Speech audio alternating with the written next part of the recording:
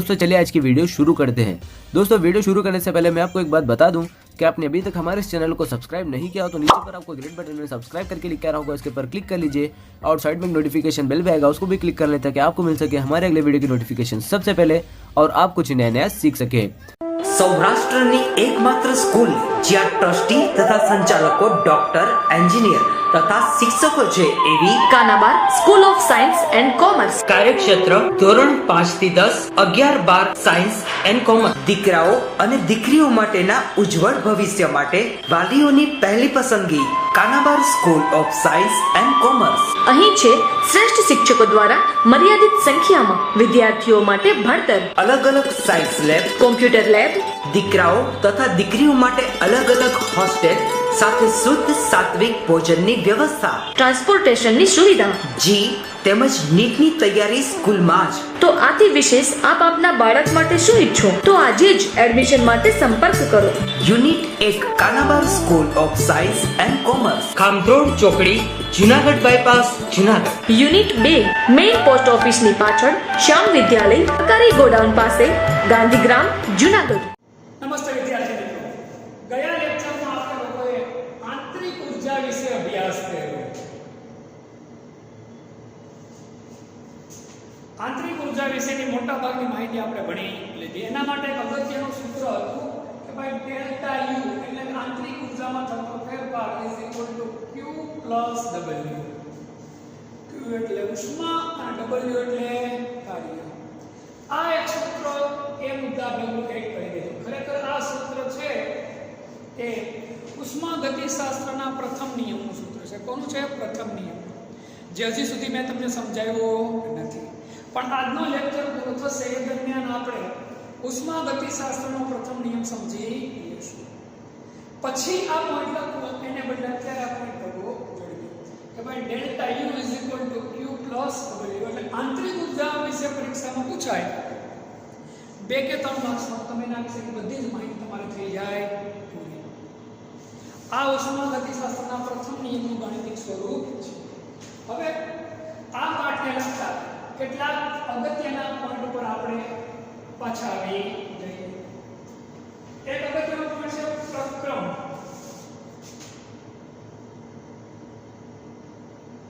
આ એક અગત્યનો પોઈન્ટ છે. પ્રક્રમ એટલે શું? તો કે પ્રણાલીનું એક અવસ્થામાંથી બીજી અવસ્થામાં, પ્રણાલીનું એક અવસ્થામાંથી બીજી અવસ્થામાં રૂપાંતરણ એટલે શું? તો કે પ્રક્રમ. પ્રણાલીનું એક અવસ્થામાંથી કઈ અવસ્થામાં રૂપાંતર? તો કે ભાઈ બીજી અવસ્થામાં રૂપાંતર.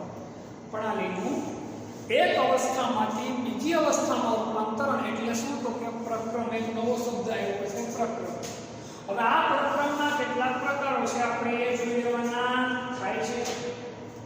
એમાં પહેલો પ્રકાર છે સમતાપી પ્રક્રમ. પ્રક્રમના પ્રકારો પહેલો છે સમતાપી પ્રક્રમ. જો નામ પ્રમાણે જ કામ. સમતાપી એટલે તાપમાન કેવું રહે? તો કે ભાઈ અચળ. કેવું રહે? અચળ. તાપમાન અચળ રહે. આંતરિક ઉર્જાનો ફેરફાર કેવો થાય? શૂન્ય. ખાસ યાદ રાખજો, આંતરિક ઉર્જાનો ફેરફાર શૂન્ય. એટલે કે ભાઈ ડેલ્ટા યુ બરાબર કેવા થાય? તો કે 0. આંતરિક ઉર્જામાં કોઈ પણ પ્રકારનો ફેરફાર થતો નથી. હવે વાતાવરણ સાથે ઉષ્માનું શું કરે? તો કે વિનિમય કરે. શું કરે? વિનિમય કરે. વાતાવરણ સાથે ઉષ્માનું વિનિમય થાય તેવા પ્રક્રમને કયો પ્રક્રમ કહેવાય? તો કે ભાઈ સમતાપી પ્રક્રમ તરીકે ઓળખવામાં આવે છે. કયા પ્રક્રમ તરીકે ઓળખવામાં આવે? તો કે ભાઈ સમતાપી પ્રક્રમ તરીકે ઓળખવામાં આવે છે. ફરીવાર કેટલાક અગત્યના ચેપ્ટરને લગતા પોઈન્ટ્સ કહું છું તમને કે જે આવડી જાય તો આ ચેપ્ટર આપણે એકદમ સહેલાઈથી સમજાઈ જાય. આંતરિક ઉર્જા પછીનો અગત્યનો આપણો પોઈન્ટ છે પ્રક્રમ. કે ભાઈ પ્રણાલીનું એક અવસ્થામાંથી બીજી અવસ્થામાં રૂપાંતરણ એટલે શું? તો કે પ્રક્રમ. પ્રણાલીનું એક અવસ્થામાંથી બીજી અવસ્થામાં રૂપાંતરણ એટલે શું? તો કે પ્રક્રમ. એનો પહેલો પ્રકાર છે સમતાપી પ્રક્રમ. તો કે ભાઈ તાપમાન શું થાય? તો કે અચળ રહે. આંતરિક ઉર્જાનો ફેરફાર શું હોય? તો કે ભાઈ શૂન્ય હોય. અને વાતાવરણ સાથે શું થાય? ઉષ્માની શું થાય? વિનિમય થાય. એનો શું? તો કે ભાઈ આપલે થાય. હવે એના પછી બીજો પ્રકાર છે સમતાપી પ્રક્રમ.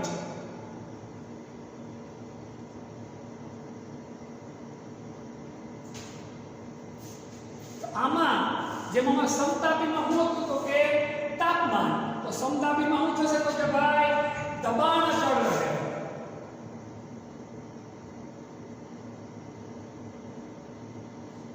દબાણ શું થાય? તો કે ભાઈ અચળ રહે. શું રહે? અચળ રહે. નામ પ્રમાણે જ નામ છે. દબાણ શું થાય? તો કે ભાઈ અચળ રહે. કદ અને તાપમાન શું થાય? બદલાય. કદ અને તાપમાનમાં ફેરફાર થઈ શકે છે. કયા પ્રક્રમમાં? તો કે ભાઈ સમતાપી પ્રક્રમની અંદર. અને કદમાં તમે ફેરફાર કરી વધઘટ કરી શકો. તાપમાનમાં તમે વધઘટ કરી શકો. બંનેમાં વધઘટ કરી શકો. એનો અર્થ આ પ્રાણી કેવા પાત્રમાં થાય? તો કે ભાઈ ખુલ્લા પાત્રમાં થાય. તો જ કદમાં ફેરફાર કરી શકો. તમે બાકી કરી શકો નહીં. બહારથી વસ્તુ ક્યારે ઉમેરી શકીએ? જ્યારે પ્રાણી કેવા પાત્રમાં હોય? ખુલ્લા પાત્રમાં હોય. બાકી બહારથી તમે ઉર્જાનો ફેરફાર કરી શકો, એટલે કે તાપમાનમાં બદલાવ કરી શકો, તો કદમાં કરી શકો. કદમાં ફેરફાર ક્યારે થાય? જ્યારે પ્રણાલી ખુલ્લા પાત્રમાં હોય ત્યારે. બંધ પાત્રમાં હોય તો તાપમાન બદલી શકાય, કદ બદલી શકાય.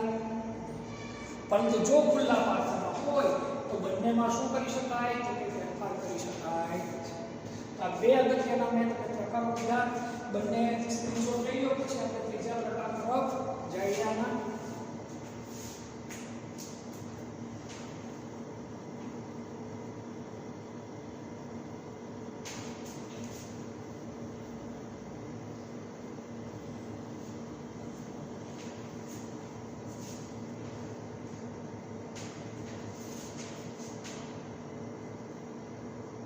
ત્રીજો પ્રકાર છે સમકદી પ્રક્રમ.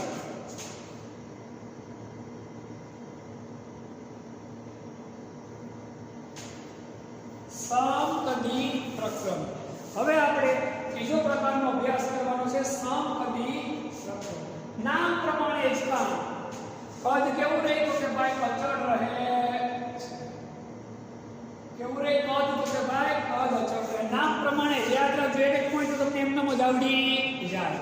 કદ કેવું રહે? તો કે અચળ રહે. કદ અચળ રહેલો પ્રક્રિયા કયા પાત્રમાં થાય? બંધ પાત્રમાં. કદમાં ફેરફાર આપણે કરી શકતા નથી. સમજી લેવાનું પાત્ર કેવું હોય? તો કે બંધ પાત્ર. બંધ પાત્રમાં પ્રક્રિયા થાય. પ્રક્રિયા કેવા પાત્રમાં થાય? તો કે બંધ પાત્રમાં થાય. હવે બંધ પાત્રમાં પ્રક્રિયા કરો ત્યાં તમે તાપમાનમાં બદલાવ કરી શકો. અને તાપમાનમાં બદલાવ થાય એટલે દબાણમાં પણ થાય? ફેરફાર થાય. તાપમાન અને દબાણમાં ફેરફાર કરી શકાય તો બદલી શકાય. તાપમાન અને દબાણ થાય તો તે બદલાય. થાય બદલાય. આવા પ્રક્રમને કયું પ્રક્રમ કહેવાય? તો કે ભાઈ સમકદી પ્રક્રમ તરીકે ઓળખવામાં આવે છે. ફરી એકવાર સમકદી પ્રક્રમ. તો કે કઈ કદ? તો કે ભાઈ કેવું રહે? તો કે અચળ. કેવા પાત્રમાં પ્રક્રિયા થાય? બંધ પાત્રમાં. શું કામ બંધ પાત્રમાં પ્રક્રિયા થાય? કદમાં તો કઈ ફેરફાર કરવાનો થતો નથી. બંધ પાત્રમાં પ્રક્રિયા કરો તમે તાપમાનમાં બદલાવ લાવી શકો. તાપમાન બદલાય એટલે એના દબાણમાં પણ શું આવી શકે? તો કે ભાઈ બદલાવ આવી શકે છે. ત્યારબાદ ચોથો પ્રકાર છે સમોષ્મી પ્રક્રમ. કેવો પ્રક્રમ? તો કે ભાઈ સમોષ્મી પ્રક્રમ. ચોથો અને અગત્યનો પ્રકાર છે આપણો તો કે ભાઈ સમોષ્મી પ્રક્રમ. આમાં ઉષ્માનો વિનિમય થતો નથી.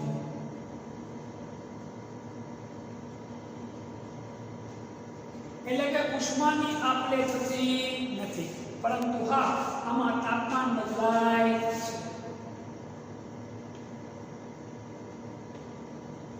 યાદ રાખજો હા સમોષ્મી પ્રક્રમ એટલા માટે કે આની અંદર ઉષ્માનો મોસમે કંઈક ગુજરે એટલે ઉષ્માનો કોઈ પણ પ્રકારનો વિનિમય કે ફેરફાર થતો નથી અને આ પ્રક્રમ દરમિયાન તાપમાનમાં ભલે બદલાવ આવે છતાં પણ ઉષ્માનો કોઈ પણ પ્રકારનો ફેરફાર થતો નથી. અગત્યનો પોઈન્ટ છે આ પણ આનો સ્ક્રીનશોટ લઈ લો. ત્યારબાદ પાંચમો પ્રકાર છે ચક્રીય પ્રક્રમ.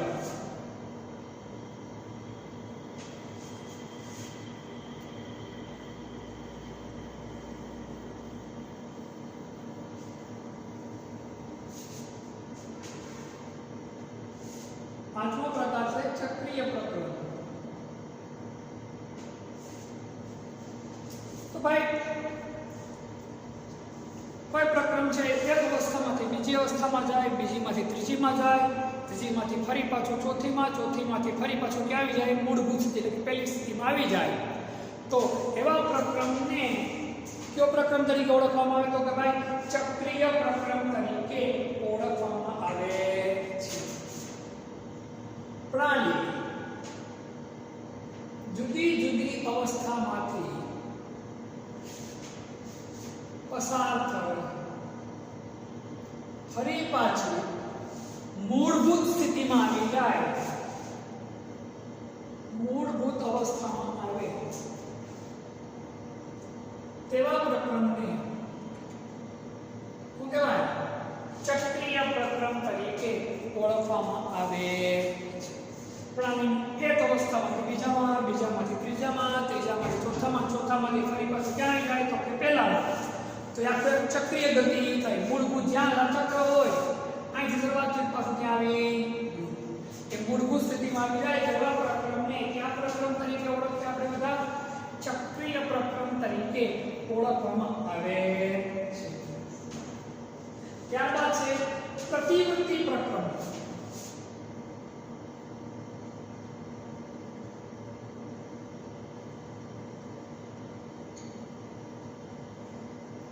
પ્રતિવર્તી નામ પ્રમાણે જ એક અવસ્થામાંથી બીજી અવસ્થામાં રૂપાંતર થાય, બીજીમાંથી ફરી પાછું પહેલી અવસ્થામાં રૂપાંતર થઈ જાય. પ્રણાલી એક અવસ્થામાંથી બીજી અવસ્થામાં અને બીજી અવસ્થામાંથી ફરી પાછું પહેલી અવસ્થામાં રૂપાંતરણ થાય તો તેવા પ્રક્રમને શું કહેવાય પ્રતિવર્તી પ્રક્રમ તરીકે ઓળખવામાં આવે છે. પ્રણાલીનું એક અવસ્થામાંથી કઈ અવસ્થામાં રૂપાંતર થાય તો કે ભાઈ બીજીમાંથી કેમાં રૂપાંતર થાય તો કે ભાઈ એવા પ્રક્રમને કયો પ્રક્રમ કહેવાય તો કે પ્રતિવર્તી. સાતમો છેલ્લો પ્રકાર છે અપ્રતિવર્તી પ્રક્રમ.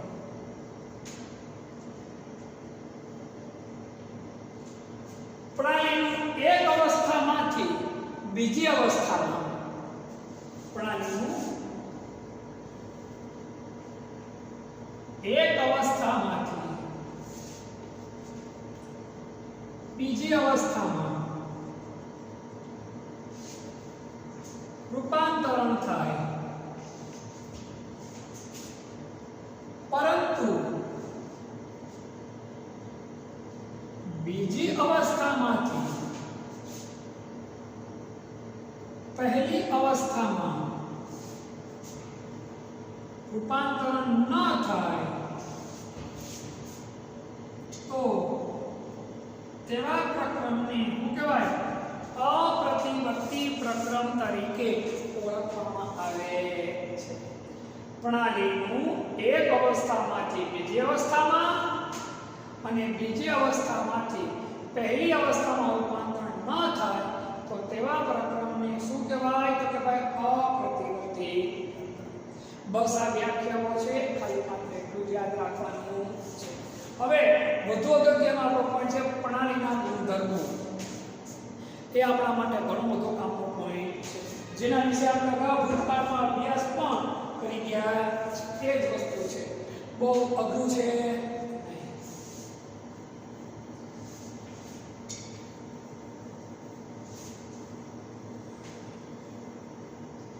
બીજી એક વાત ખાસ યાદ રાખજો, કુદરતમાં થતી લગભગ બધી જ પ્રક્રિયાઓ કેવી છે તો કે અપ્રતિમત્તિ પ્રક્રમ છે. આ ખાસ યાદ રાખજો વાત.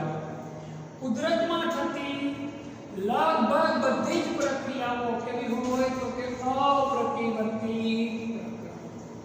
કુદરતમાં થતી બધી જ પ્રક્રિયાઓ લગભગ અપ્રતિમત્તિ પ્રક્રમ હોય છે. એમાં થતી પ્રક્રિયાઓ તો કે ભાઈ કુદરતમાં થતી લગભગ બધી જ પ્રક્રિયાઓ કેવી હોય તો કે ભાઈ અપ્રતિમત્તિ પ્રક્રમ હોય. હવે વધુ અગત્યનો કોન્સેપ્ટ પ્રણાલીના કેટલાક ગુણધર્મો. પ્રણાલીના ગુણધર્મોમાં ખૂબ જ અગત્યના બે ગુણધર્મોનો આપણે અભ્યાસ કરવાનો છે. એમાં પહેલો છે માત્રાત્મક ગુણધર્મ. પ્રણાલીના ગુણધર્મો એમાં પહેલો છે માત્રાત્મક ગુણધર્મ. કયો ગુણધર્મ તો કે ભાઈ માત્રાત્મક ગુણધર્મ. પ્રણાલીના ગુણધર્મમાં બે અગત્યના ગુણધર્મો ભણશું આપણે. એમાંનો પહેલો ગુણધર્મ છે આપણો માત્રાત્મક ગુણધર્મ. તો પ્રણાલીના કેટલાક ગુણધર્મો દ્રવ્યના જથ્થા ઉપર આધાર રાખે છે. જે ગુણધર્મો દ્રવ્યના જથ્થા ઉપર આધાર રાખે, જે ગુણધર્મો દ્રવ્યના જથ્થા ઉપર આધાર રાખે છે તેવા ગુણધર્મોને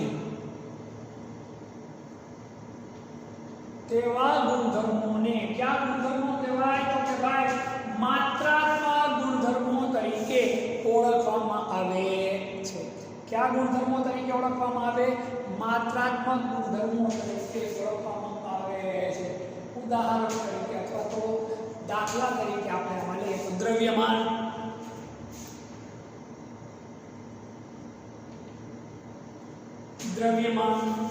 ત્યારબાદ આવે છે તો કે કદ.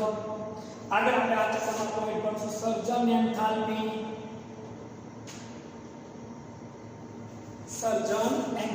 આ બધી વસ્તુ તમારે આગળ અભ્યાસમાં આવશે. એન્ટ્રોપી પણ આગળ અભ્યાસમાં આવશે. આ ચક્કરમાં ખૂબ જ અગત્યનો ટોપિક છે એન્ટ્રોપી.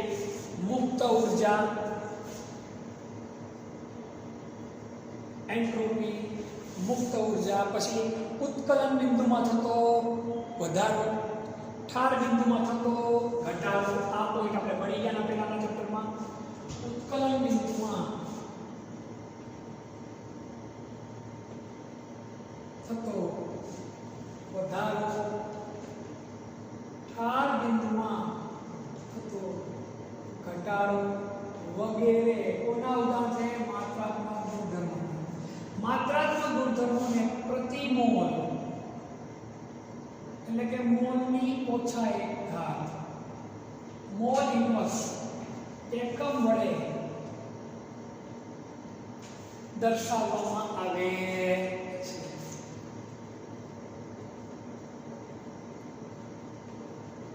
અથવા તો આનો એકમ નામ લખો તો વધારે સારું રહે. શું છે તો કે પ્રતિ મોલ અથવા શું કહેવાય? મોલની ઓછા એક ઘાત. આ શું છે? આનો આ થાય માત્રાત્મક ગુણધર્મની વાત. ફરી એકવાર, કેટલાક ગુણધર્મો એવા હોય છે કે જે માત્ર ને માત્ર કોની પર આધાર રાખે તો કે ભાઈ દ્રવ્યના જથ્થા ઉપર આધાર રાખે. કોની પર આધાર રાખે? દ્રવ્યના જથ્થા ઉપર આધાર રાખે. તો એવા ગુણધર્મોને કયા ગુણધર્મો કહેવાય? માત્રાત્મક ગુણધર્મો તરીકે ઓળખવામાં આવે છે. આ માત્રાત્મક ગુણધર્મોમાં દ્રવ્યમાન, કદ, સર્જન એન્થાલ્પી, એન્ટ્રોપી, મુક્ત ઉર્જા, ઉત્કલન બિંદુમાં થતો વધારો, ઠાર બિંદુમાં થતો ઘટાડો, આ બધી વસ્તુનો કહેવામાં આવે છે. એનો એકમ પ્રતિ મોલ અથવા તો મોલની ઓછા 1 ઘાત છે. સ્ક્રીનશોટ લઈ લો, અગત્યનો ટોપિક છે. ત્યારબાદ આપણે બીજો અગત્યનો ગુણધર્મ આપણે જોઈએ વિશિષ્ટ ગુણધર્મ. બે પ્રકારના ગુણધર્મો જોવાના, એક માત્રાત્મક ગુણધર્મ અને બીજો કયો તો કે ભાઈ વિશિષ્ટ ગુણધર્મ. અમુક ટોપિક છે કે જે ગવર્નમેન્ટે આ વખતે કોર્સમાંથી બાદ કર્યા છે, એ ટોપિક ઉપર આપણે ડિટેલમાં જવાની જરૂર વધારે નથી. એમાંથી જે ટોપિક એવો લાગતા હશે કે જે 12મા ધોરણમાં અથવા આગળ અભ્યાસમાં ઉપયોગી છે તો એ અમે તમને મેન્શન કરી દઈશું. બાકી એમાં વધુ ઊંડું ઉતરવાની જરૂર રહેતી નથી. બીજો ગુણધર્મ છે વિશિષ્ટ ગુણધર્મ.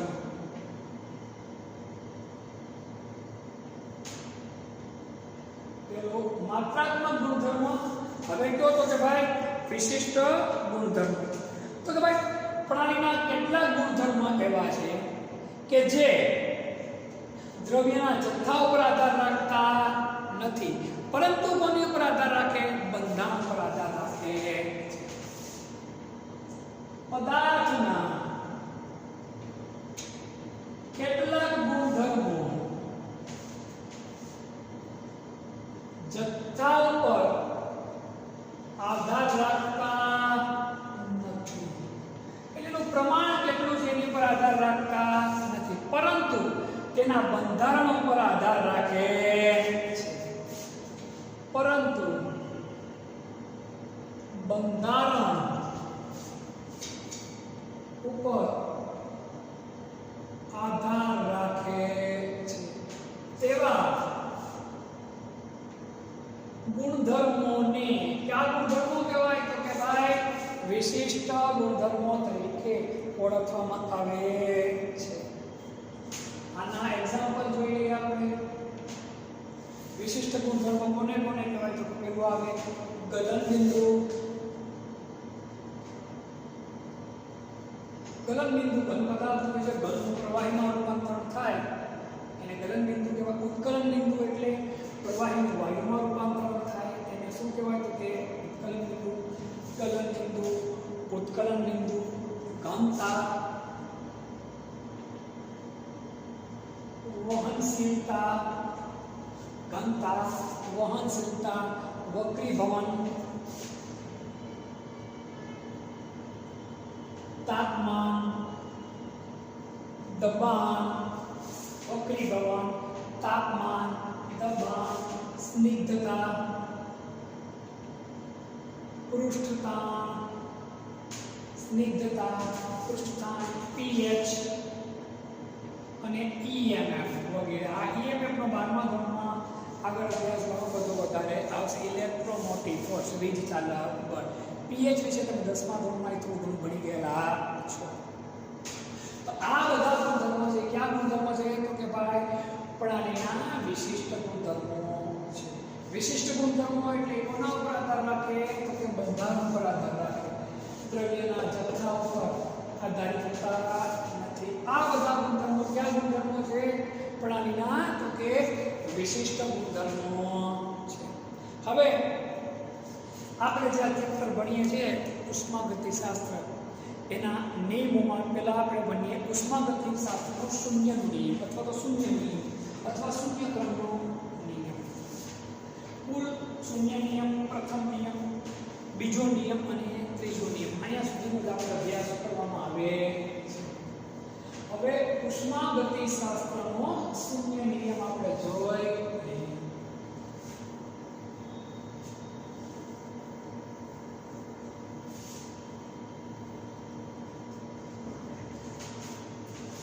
ઉષ્માગતિશાસ્ત્રનો શૂન્ય નિયમ.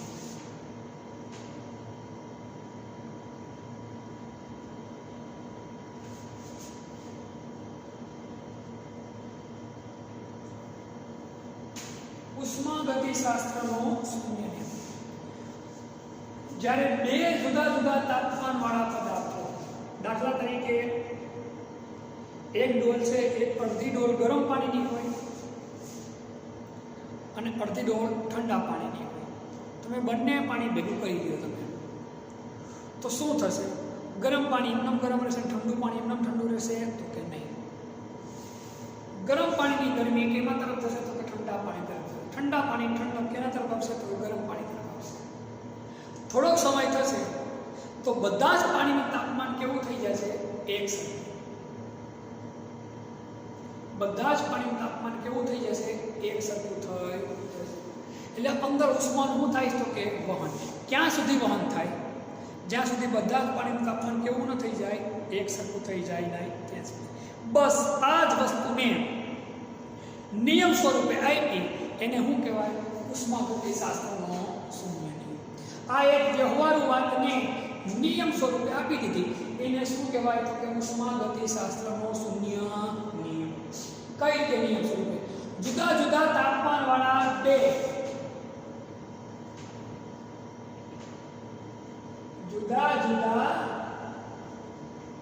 તાપમાન વાળા, જો બંનેનું તાપમાન કેવું રાખ્યું છે? જુદું જુદું. જુદા જુદા તાપમાન વાળા બે ઉષ્માવાહક પદાર્થોને, ઉષ્માવાહક એટલે શું? ઉષ્માનું વહન કરી શકે તેવા ઉષ્માવાહક પદાર્થને એકબીજાના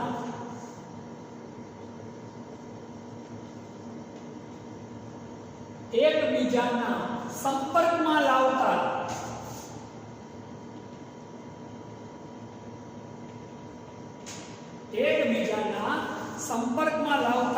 ઊંચા તાપમાન વાળા પદાર્થમાંથી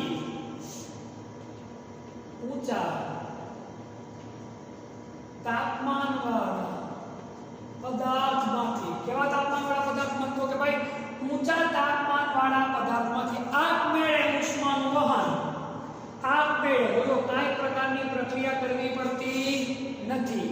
આપમેળે ઉષ્માનું વહન, આપમેળે ઉષ્માનું વહન નીચા તાપમાન વાળા પદાર્થમાં થાય છે. નીચા તાપમાન વાળા પદાર્થમાં થાય છે. આપમેળે ઉષ્માનું વહન કેમાં થાય તો કે ભાઈ નીચા તાપમાન વાળા પદાર્થમાં થાય. ક્યાં સુધી વહન થાય? જ્યાં સુધી બંને પદાર્થનું તાપમાન કેવું ન થઈ જાય? સમાન ન થઈ જાય ત્યાં સુધી. આ વહન બંને પદાર્થનું તાપમાન સમાન થાય ત્યાં સુધી થાય છે.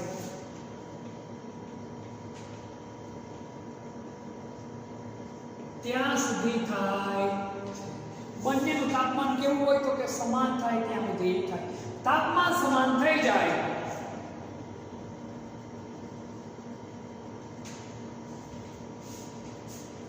એટલે વહન થાય, અટકે છે. આ સ્થિતિને કઈ સ્થિતિ કહેવાય તો કે ઉષ્મીય સંતુલનની સ્થિતિ કહેવાય. ઉષ્માની દ્રષ્ટિએ બંને પદાર્થ કેવા થયા તો કે સંતુલિત થયા. આ સ્થિતિને ઉષ્મીય સંતુલન કહે. શું કહેવાય તો કે ભાઈ ઉષ્મીય સંતુલન કહેવાય છે. અને આ ઉષ્મીય સંતુલન પ્રાપ્ત કરવાની વિધિ અથવા તો પ્રક્રિયા અથવા તો રીતને શું કહેવાય? ઉષ્માગતિશાસ્ત્રનો શૂન્ય નિયમ. આ ઉષ્મીય સંતુલન પ્રાપ્ત કરવાની વિધિને શું કહેવાય? ઉષ્માગતિશાસ્ત્રનો શૂન્ય નિયમ કહે. ઉષ્માગતિશાસ્ત્રનો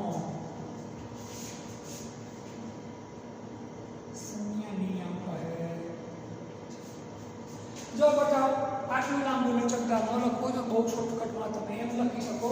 પરીક્ષામાં હું એમ પૂછું 1 કે 2 માર્ક્સમાં કે ભાઈ ઉષ્માગતિશાસ્ત્રનો શૂન્ય નિયમ લખો તો બે જુદા જુદા તાપમાન વાળા પદાર્થો એકબીજાના સંપર્કમાં આવતા જેની ઉર્જા વધુ હોય તેની તરફથી જેની ઉર્જા ઓછી હોય એની તરફ ઉષ્માનું શું થાય તો કે વહન. ક્યાં સુધી? જ્યાં સુધી બંનેની ઉર્જા કેવી ન થઈ જાય અથવા ઉષ્મા કેવી ન થઈ જાય તો કે સમાન થઈ જાય નહીં ત્યાં સુધી એકબીજા શું થાય તો કે ઉષ્માનું થાય વહન. બસ આને શું કહેવાય? ઉષ્માગતિશાસ્ત્ર શૂન્ય. હવે બંનેની ઉષ્મા સમાન થઈ જાય એ ઘટનાને કઈ ઘટના કહેવાય? ઉષ્મીય સંતુલન. કઈ ઘટના કહેવાય? ઉષ્મીય. બે અલગ અલગ વસ્તુ છે, એક જ વ્યાખ્યામાં બંને વસ્તુ આવી જાય.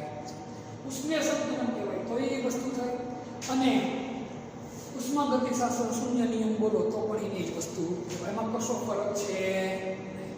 ફરીવાર, બે જુદા જુદા તાપમાનવાળા ઉષ્માવાહક પદાર્થો એકબીજાના કેમાં આવે તો કે સંપર્કમાં આવે, તો જેની ઉર્જા ઉષ્મા વધુ હોય એમાંથી વહન કેની તરફ થાય તો કે ભાઈ જેની ઉષ્મા ઓછી હોય એના તરફ વહન થાય ઉષ્માનું.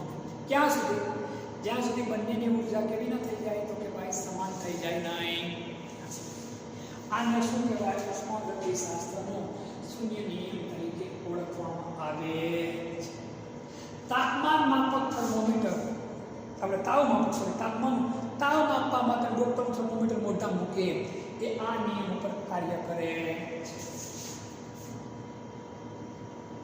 તાવ માપક થર્મોમીટર એ આ નિયમ ઉપર કાર્ય કરે છે. શરીરનું તાપમાન જેટલું હોય થર્મોમીટર મૂકો એટલે થોડીક વાર થાય કે થર્મોમીટરનું તાપમાન પણ કેટલું થઈ જાય?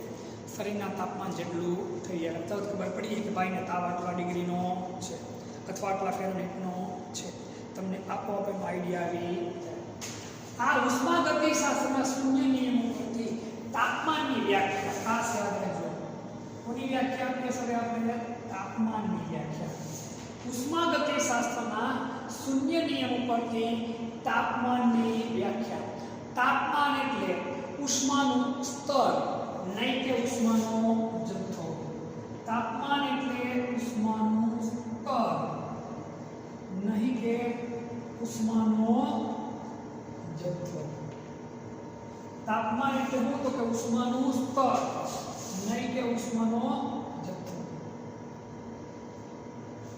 આ તાપમાનની વ્યાખ્યા. એક નવી વ્યાખ્યા મળી તાપમાનની. શૂન્ય નિયમમાં આ બે શબ્દ લખવાના. એક નવી વ્યાખ્યા મળી આપણને તાપમાનની. સ્ક્રીનશોટ લઈ લો એટલે પછી ઉષ્માગતિશાસ્ત્રનો પ્રથમ નિયમનો આપણે લોકો અભ્યાસ કરીએ. એ પણ અગત્યનો અને એકદમ સહેલો નિયમ.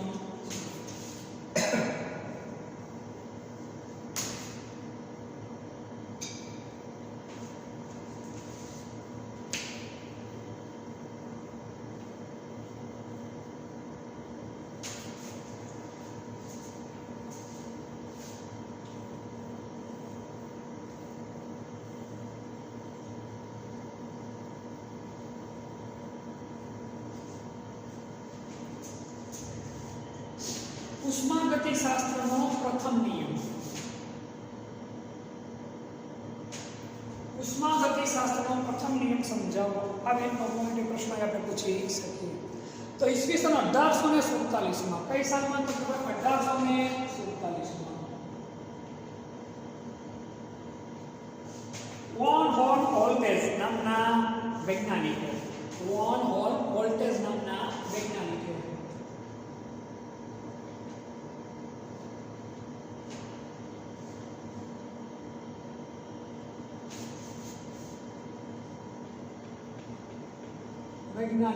આ નિયમ આપ્યો.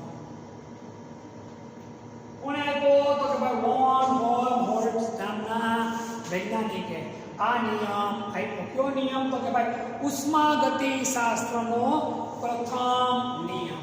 હવે નિયમ જોઈએ. વિશ્વમાં આ નિયમ આપણે અગાઉ ભણી ગયા. ઉર્જા સંરક્ષણનો નિયમ કયો? ઉર્જા સંચયનો નિયમ કયો? શક્તિ સંચયનો નિયમ કયો? નિયમ આ જ. વિશ્વમાં રહેલી કુલ ઉર્જાનો જથ્થો કેવો છે? તો કે અચળ છે. વિશ્વમાં રહેલી કુલ ઉર્જાનો જથ્થો અચળ છે. વિશ્વમાં રહેલી કુલ ઉર્જાનો જથ્થો કેવો છે? અચળ છે. તેનો નાશ થતો નથી કે નવી ઉર્જાનું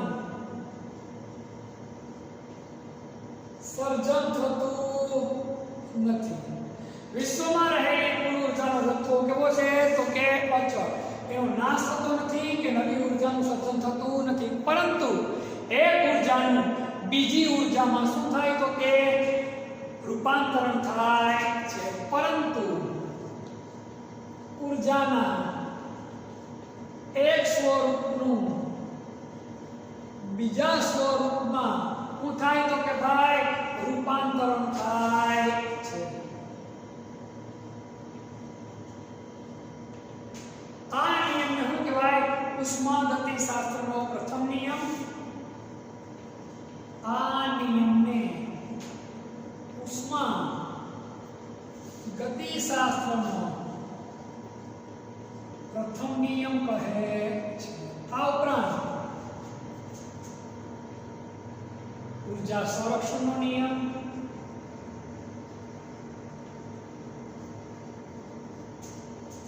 શક્તિ સંચયનો નિયમ,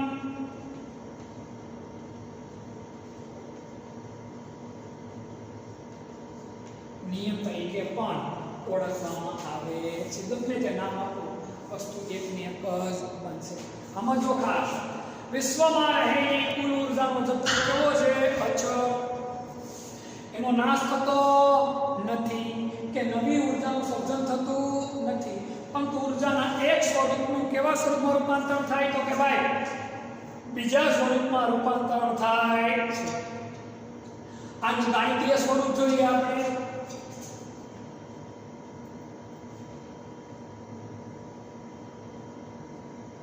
ગાણિતીય સ્વરૂપ ડેલ્ટા યુ બરાબર ક્યુ પ્લસ ડબલ્યુ. મેં તમને શરૂઆતમાં જે સૂત્ર લખાયું એ પ્રથમ નિયમનું ક્યુ સ્વરૂપ છે તો કે ભાઈ ગાણિતીય સ્વરૂપ. ક્યુ ને કરતા કરો તો delta you minus W, W ને કરતા કરો તો ડેલ્ટા યુ માઈનસ ક્યુ. આનું થઈ ગયું તો કે ભાઈ ગાણિતીય સ્વરૂપ થયું. શું થયું તો કે ગાણિતીય સ્વરૂપ. કોનું તો કે ઉષ્માગતિશાસ્ત્ર થર્મોડાયનેમિક્સના પ્રથમ નિયમ. હવે આની ઉપયોગિતા જોઈ લઈએ.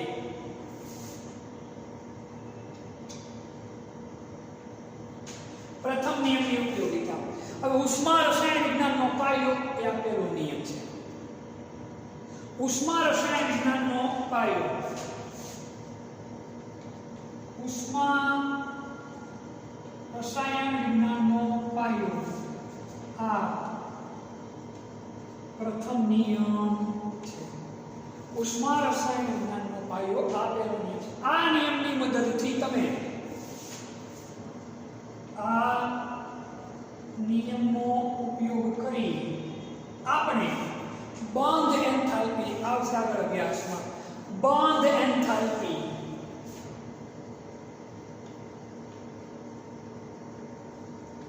સર્જન એન્થાલ્પી,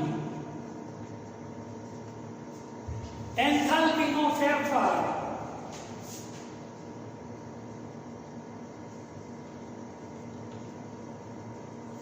આંતરિક ઉર્જાનો ફેરફાર ડેલ્ટા યુ.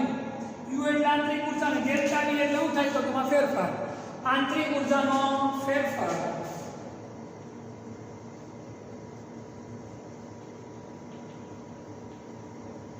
વગેરે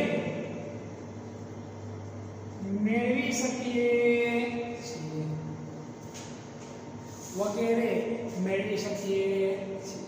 યાદ રાખજો ઉષ્મા રસાયણ વિજ્ઞાનનો પાયો પેલો નિયમ છે. એટલે કે ઉષ્મા રસાયણ વિજ્ઞાનનો અભ્યાસ પેલા નિયમની મદદથી જ થઈ શકે છે. બરાબર છે.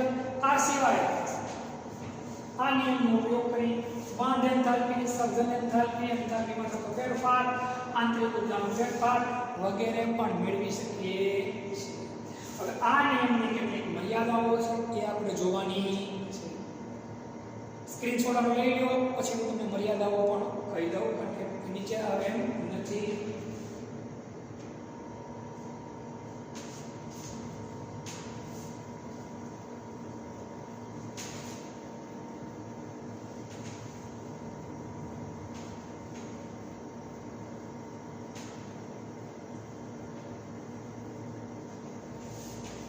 તો ઉષ્માગતિશાસ્ત્રના પ્રથમ નિયમની મર્યાદા.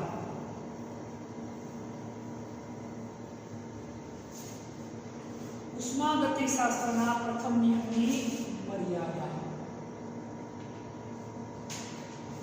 પ્રક્રિયા આપમેળે થશે કે નહીં તેની માહિતી આ નિયમની મદદથી મળતી નથી. પ્રક્રિયા આપમેળે થશે કે નહીં તેની માહિતી પ્રથમ નિયમની મદદથી મળતી નથી. કોઈ પણ પ્રક્રિયા આપમેળે થવાની છે કે નહીં તેની ખબર પડતી આ નિયમની મદદથી નથી. આપમેળે થતી પ્રક્રિયામાં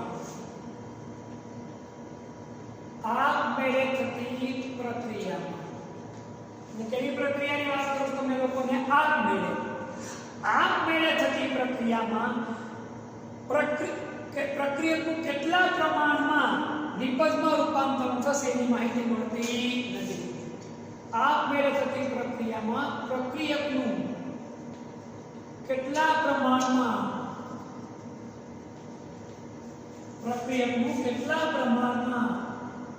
નિપજમાં રૂપાંતરણ થાય તેની માહિતી પણ મળતી નથી. આ નિયમની મર્યાદા. પ્રક્રિયા આપમેળે થશે કે નહીં થાય એની માહિતી મળતી નથી. આપમેળે પ્રક્રિયા થતી તો પ્રક્રિયકના કેટલો જથ્થો છે નિપજમાં રૂપાંતર પામશે કેટલું એમનો મેળવ્યો રહેશે એ માહિતી મળતી નથી. આ મર્યાદાઓના આધારે પછી કોની શોધ કરવામાં આવી તો કે ભાઈ થર્મોડાયનેમિક્સ એટલે કે ઉષ્માગતિશાસ્ત્રના બીજા નિયમની શોધ કરવામાં આવી હતી. તો આ ત્યાંની મર્યાદા. આજે આપણે અહીં સુધી જ આપણે રાખીએ છીએ.